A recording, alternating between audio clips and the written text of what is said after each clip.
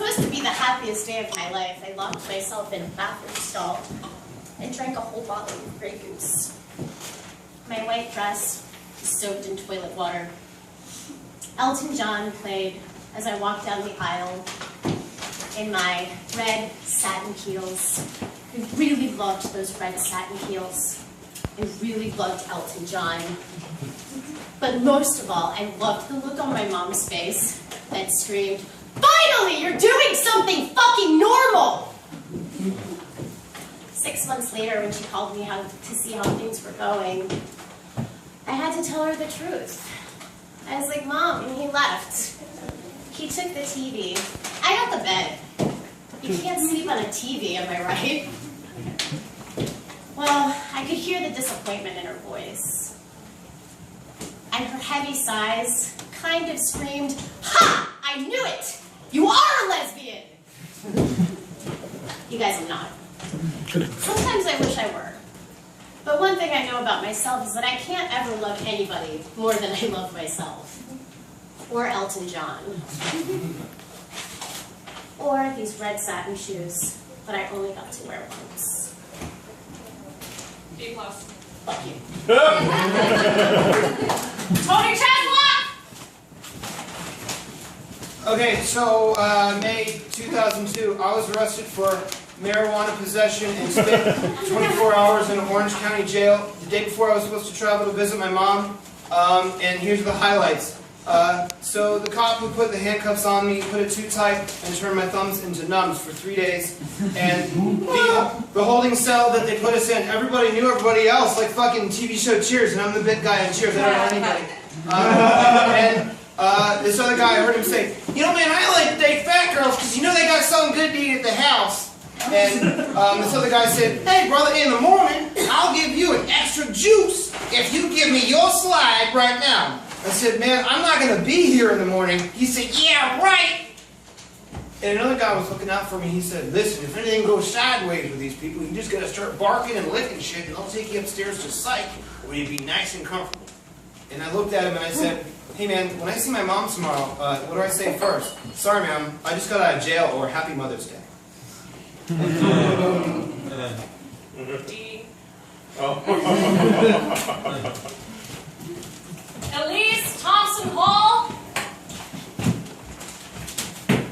My junior year of high school, I started lying to my mom a lot. A guy at school had finally fingered me, and I was feeling very confident about my social situation. I would try to sleep out every Friday and Saturday night so I could get drunk with my friends at the park and hopefully get fingered more. I think my mom was starting to catch on, or at the very least suspicious, because she made me come back inside and explain that I couldn't sleep out anymore. I made up an amazing lie on the spot, and I told her I was babysitting the weird neighbor's kids because I needed money for junior prom, and that I had told her that weeks ago. I told her I would probably just sleep over on the couch because the weird neighbors always went to concerts and didn't get back until late. She hesitantly let me go and made me promise her to text message her throughout the night. As soon as I was off my street, I headed towards my best friend Chloe's house. She was having people over, and I wanted to get there in time for the pregame.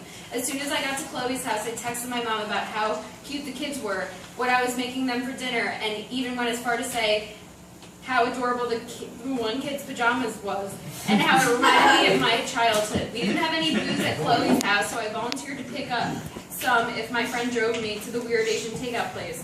When we left to get the beer, I texted my mom about how cute the kids were, and when I put them to bed, and how I found a good movie on ABC Family and was dozing off. When I was in line at the liquor store with my friends, I texted my mom, "Good night, can't stay awake any longer, see you tomorrow, fun night with the kids, LOL." My friend and I bought the beer and headed home. We made it a block away before 3 cop cars swarmed us and had us in handcuffs. The cops gave me one phone call at the police station. When my mom answered, I began with, "I'm at the police station. I just got arrested for buying beer. Sorry, Mom."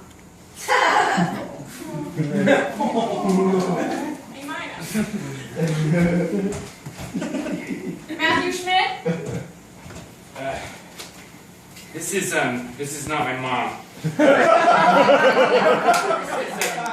This is Heather I Deep Throat from iDeepThroat.com.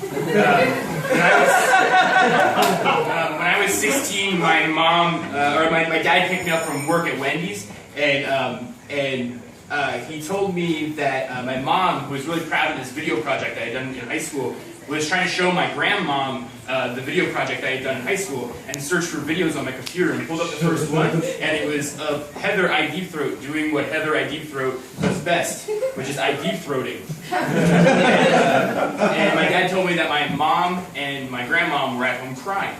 And so when I got home, nobody said anything to me, and nobody would look me in the eye. So I went upstairs and masturbated. I'm sorry. It's 1988. I am 22, gay male, and a sex addict. It was also the height of the HIV crisis before there were any drugs or medication, and so people were dying, and it was not a thing to be taken lightly. So even though I was a slut, I was an ethical slut in a very safe way. Except for this one time, this hairdresser picked me up, and I went back to his place, and he asked me to fuck him, so I did. And we didn't have any condoms, and I felt, worst thing you feel like when you bike without a helmet or anything. I felt really bad. I felt so ashamed that night I called my mom up, and I confessed to her that I had anal sex without a condom. Sorry, Mom. She said that was very stupid, and she told me to go get tested and never do it again, and I did, and this Q-tip is a reminder of the painful gonorrhea test they made me do. B+. Dan Petrano! So my mom's actually in the audience tonight. Yep, there she is. A couple of months ago, I actually came out, the gay one, as being gay to my mom. Fast forward to tonight, I've ordered a $5 comedy week. Sorry, Mom.